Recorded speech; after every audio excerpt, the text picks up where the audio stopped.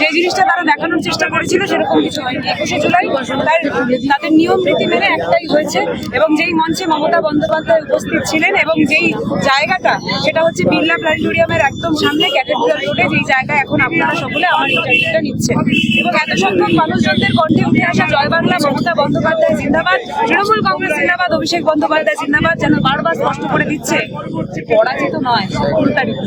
তো সেখান থেকে আজকে যে প্রত্যেকটা তৃণমূল কংগ্রেস কর্মী এইভাবে বুকটুকে লড়াইটা করছেন, আপনারা সকলে জানেন যে গতকাল রাত্রিবেলা আমরা সারা রাত এখানে থেকেছি এবং কিভাবে এই প্রত্যেকটা মঞ্চ, আমাদের মঞ্চদের উপর কি করে আক্রমণ করা হয়েছে, কিভাবে ব্যানার পেস্টুন ছিঁড়ে দেওয়া হয়েছে, আমাদের সহযোদ্ধা সহকর্মীদের উপর ব্লেড দিয়ে আক্রমণ করা হয়েছে, সেই দৃশ্য আপনারা দেখেছেন।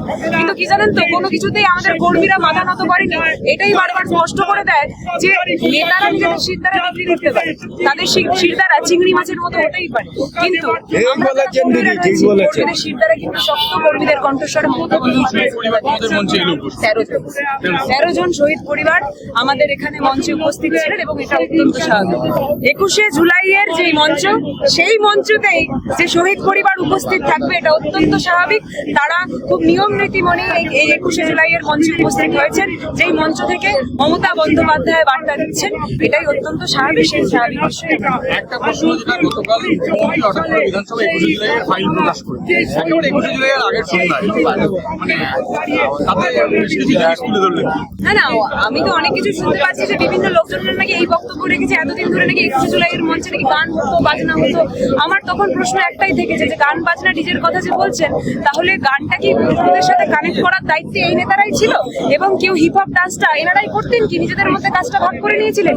এই প্রশ্নটা তো শুধুমাত্র আমার নয়, সকল কর্মীদের। এই প্রশ্নটা আপনারা ঘুমটা ধরে ওনাদেরকে করুন না। যদি এই প্রশ্নটার উত্তর দিতে পারে, তার পরবর্তীতে না হয় এসে বলবেন যে 21শে জুলাই যেইভাবে মমতা বন্দ্যোপাধ্যায় বরাবরই পালন করে এসছেন, 21শে জুলাই সেই প্রত্যেকটা শহীদ কর্মী, শহীদ পরিবারকে যেইভাবে মমতা বন্দ্যোপাধ্যায় সম্মান দিয়ে এসছেন, সেটার উত্তর শহীদ পরিবাররা খুব ভালো করেই জানে।